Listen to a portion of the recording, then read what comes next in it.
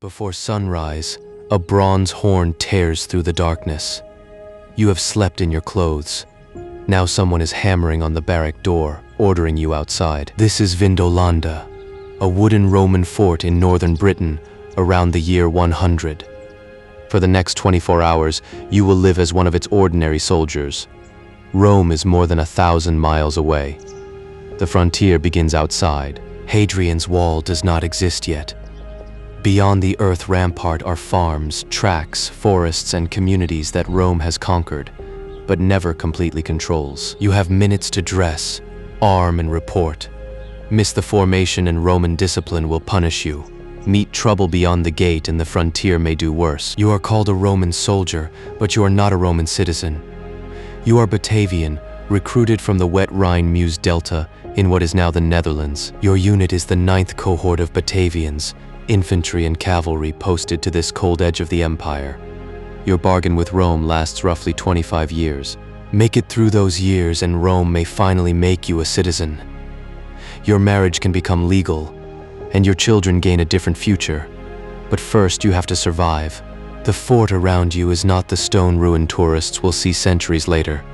It is timber, turf, and clay, palisades, towers, and wattle-endowed buildings. Inside the barracks, 8 men form a contubernium.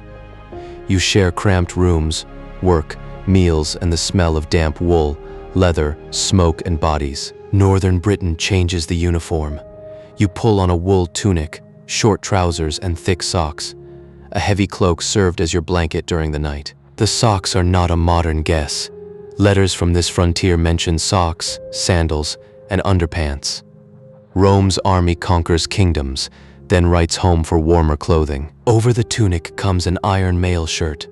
A scarf protects your neck from the rings, then a plain helmet, belt, sword, and dagger, scarred working equipment, not parade armor. Your tall shield is oval, not the famous rectangular shield of a legionary.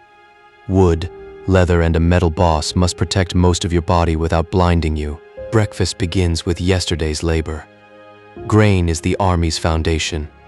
Someone in your 8-man group has spent hours turning a stone quern to make flour. At ovens built into the earth behind the rampart, flour becomes coarse bread. Grain can also become porridge or beer when the supply system works. The fort is military, but it is not a world of men alone. Partners, children, traders, craftspeople, and enslaved workers live inside or beyond its gates. Ordinary soldiers cannot yet contract a legal Roman marriage. Reality ignores the rule. Tiny shoes found in Vindolanda's wet soil prove that families were here. Another horn sounds. Orders can be carried by music because a shouted voice disappears across a crowded fort.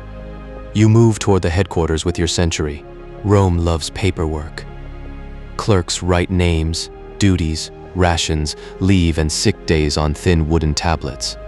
Each man is marked absent, detached, ill, or ready for duty. One report from Vindolanda lists hundreds of soldiers, but only a small number were actually present and ready to fight. Even an empire is shorthanded somewhere. Today, your name is placed with a patrol leaving the fort. You check the edge of your shield, the fastening of your mail, and the hobnails beneath your boots. A Roman report mocks local British horsemen and their armor.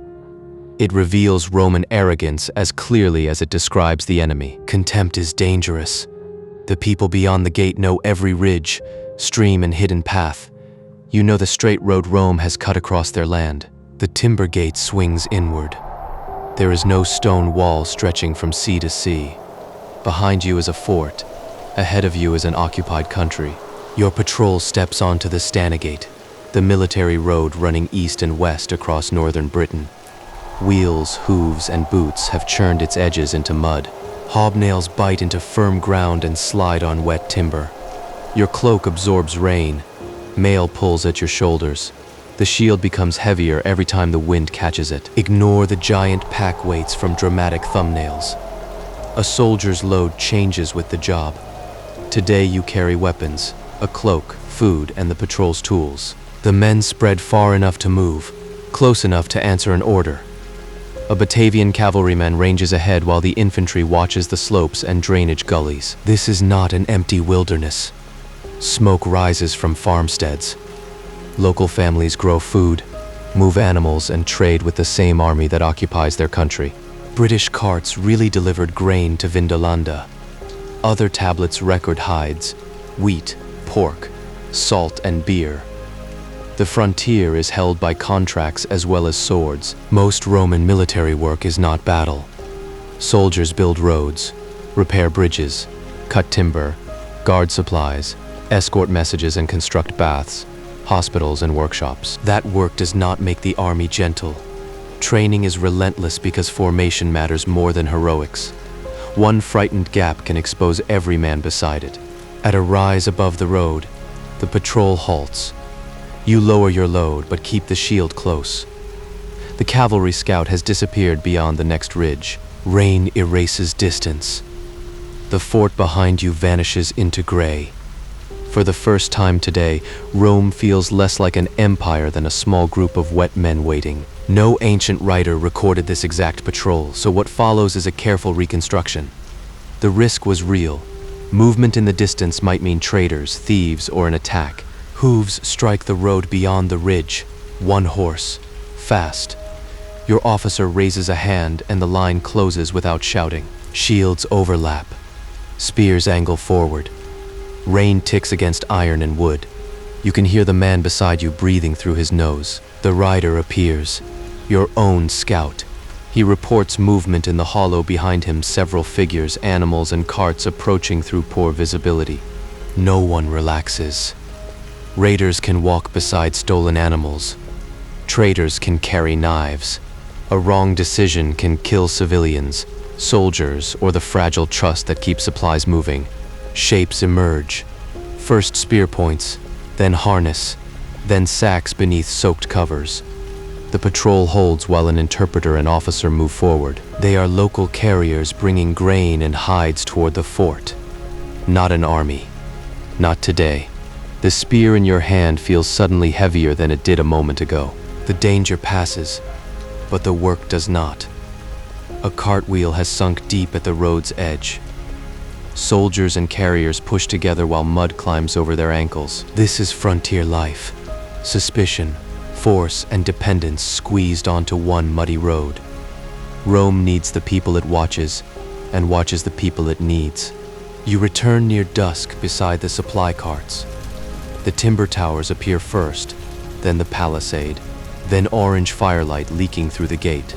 Back inside, a clerk counts every soldier and every sack. Rome turns a cold road, soaked men and frightened animals into neat little numbers. Your equipment still demands attention. Mail must dry. Leather needs cleaning. Loose hobnails must be replaced. One fort account records a purchase of 100. Supper may be bread or porridge with beans, pork, or anything your group can find. The evidence shows more variety than the old story of tasteless gruel. Beer is welcome, never guaranteed. One officer at Vindolanda sent a blunt request to his commander. His fellow soldiers had no beer. Please order some to be sent. Off duty, men gamble, talk, visit the settlement, or dictate letters. Somebody asks for leave. Somebody needs socks. Somebody waits for a message that never comes. Then the night roster reaches your name. You climb the timber tower, wrapped in the same damp cloak, and stare beyond the ditch into darkness. Rome looks eternal on a map. Here at the edge, it survives one cold, exhausted soldier at a time.